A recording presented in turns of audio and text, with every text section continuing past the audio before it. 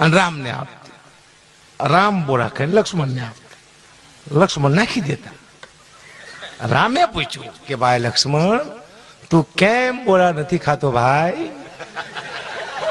અને લક્ષ્મણનું મગજ જ્યું. એ કે મોટા ભાઈ, આપણે 14 વર્ષથી નકરા બોરા જ ખાઈ છીએ. તમે કેદી આયા ભાખરી ભેરી મોટા ભાઈ?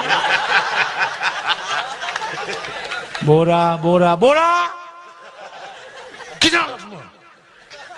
અને લક્ષ્મણ ક્રોધિત હતા જ નહીં સાહેબ, પણ 14 વર્ષ આપણે બોરા ખાઈને તો આપણું મગજ ફટકી જાય. ખટાશ મારી નાખી, યાદ રાખજો.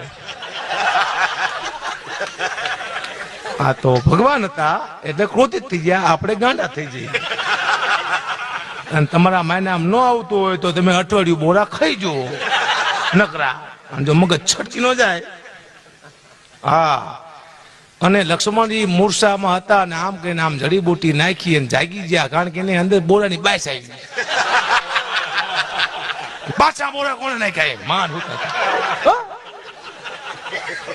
જાગી ગયા લક્ષ્મણ જતા ને.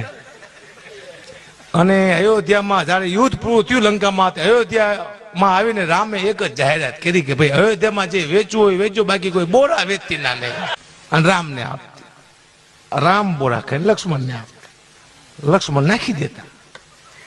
રામે પૂછ્યું કે ભાઈ લક્ષ્મણ, તું કેમ બોરા નથી ખાતો ભાઈ? અને લક્ષ્મણનું મગજ જ્યું.